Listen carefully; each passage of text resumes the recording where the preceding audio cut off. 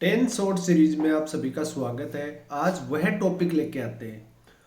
एक जगह आपको हैंड वॉशिंग के क्या स्टेप होते हैं, कितने मूवमेंट्स होते हैं और कितना टाइम ड्यूरेशन होता है। सर्जिकल हैंड वॉशिंग क्या है, मेडिकल हैंड वॉशिंग क्या है, सोशल हैंड वॉशिंग का कितना टाइम ड्यूरेशन है, सॉल्यूशन क्या यूज करना है। हमारे को ये चीज़ें एक जगह नहीं मिलती है, या तो कहीं पे करवाया होता है तो मूवमेंट कंप्लीट मिलेंगे, या कहीं पे आपको हैंड वॉशिंग की स्टेप बताई होगी। WHO के अकॉर्डिंग हैंड वॉशिंग क्यों किया जाता है? हैंड वॉशिंग क्रॉस इन्फेक्शन से बचाने का सबसे बेस्ट मेथड होता है, जो पेशेंट को क्रॉस इन्फेक्शन से बचाने के काम में लिया जाता है। हैंड वॉश कौन कौन सी कंडीशन में किया जाता है? इन्वेजिव प्रोसीजर कर रहे हैं या असेप्टिक कोई टेक्निक हम यूज कर रहे हैं तो हैंड वॉश हमारे को करना जरूरी है। हमारे हैंड विजुअल कंटामिनेटेड दिखाई दे रहे हैं तो वहां पे करना है। कोई भी स्ट्राइल टेक्निक से हम प्रोसीजर कर रहे हैं या पेशेंट की बॉडी के स्किन को ओपन करके या इंटरनल पार्ट के अंदर हम कोई प्रोसीजर करने जा रहे हैं तो उसमें हमारे को हैंड वॉशिंग करने होते हैं। हैंड वॉशिंग में अब आता है हैंड वॉश, एक आता है हैंड रब। हैंड रब कब किया जाता है? हैंड रब करते हैं जब नॉन विजिबल, हमारा हाथ में कुछ दिखाई नहीं दे रहा है लेकिन पेशेंट को टच करना है, तो हमारे हाथ में कुछ दिखाई नहीं दे रहा है फिर भी हमारे कंटामिनेटेड रहते हैं या बैक्टीरिया है, वायरस है, ये ग्रोथ करते रहते हैं, बॉडी में इन्फेक्शन लगा हुआ होता है। अब है हैंड रब। हैंड रब में सॉल्यूशन क्या लेते हैं? आइसोप्रोपो आइसोप्रोपोकोल एल्कोहल यूज किया जाता है, जो 70% होता है वही काम करता है, नॉट एल्कोहल। आइसोप्रोपोल एल्कोहल यूज किया जाता है। सेकंड नाम इसका बोला जाता है एल्कोहल बेसिस हैंड रब। अब इसका टाइम ड्यूरेशन कितना होता है? 20 से 30 सेकंड में हमारे को हैंड वॉशिंग करना है। हैंड रब में 20 से 30 सेकंड हमारे को यूज करना होता है। सोशल हैंड वॉशिंग का भी टाइम ड्यूरेशन होता है, वो 40 से 60 सेकंड के लिए होता है। अब है इसमें मूवमेंट, कब कब हमारे को हैंड रब करना चाहिए या हैंड वॉश करना चाहिए। हैंड रब कब करना चाहिए? 5 मूवमेंट होते हैं।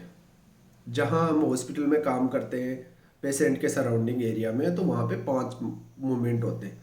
Before touching patient, before touching any aseptic technique, कोई भी एनी असेप्टिक प्रोसीजर कर रहे हैं या कुछ भी हम पेशेंट के प्रोसीजर कर रहे हैं, इन्वेजिव प्रोसीजर, तो उसमें हमारे को हैंड रब यूज करना चाहिए।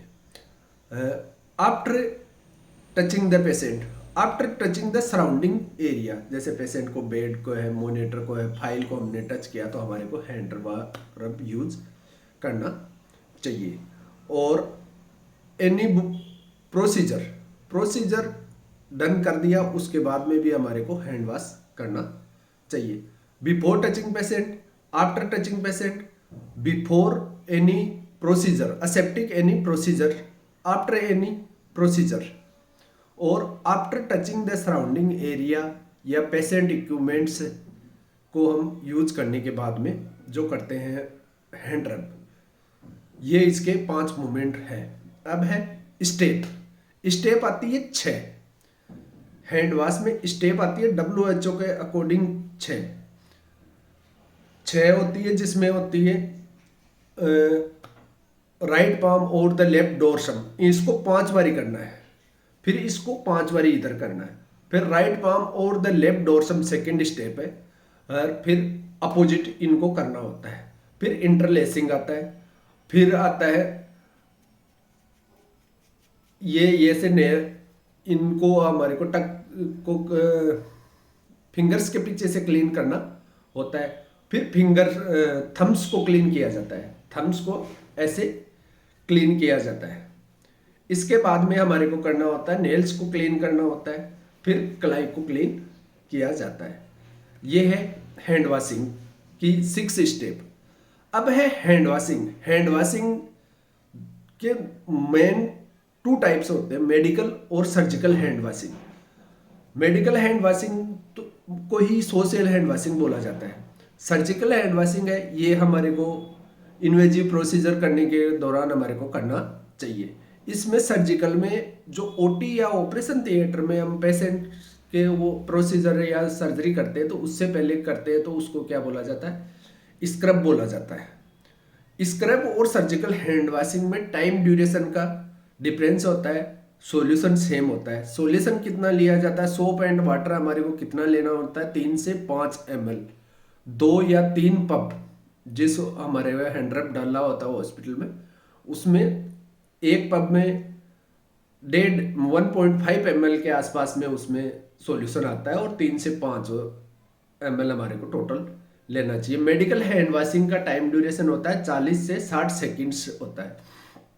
40 से 60 सेकेंड में हमारे को सबसे इंपॉर्टेंट है कि 20 से 30 सेकेंड हमारे को फ्रिक्शन करना होता है। हैंड वॉशिंग का सबसे इंपॉर्टेंट मूवमेंट होता है फ्रिक्शन।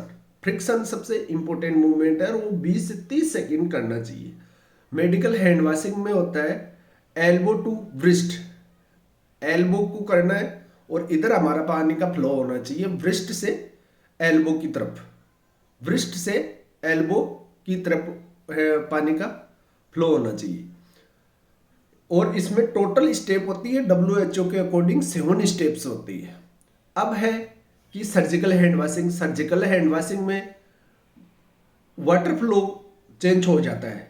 इसके अंदर है व्रिस्ट से एल्बो की तरफ किया जाता है।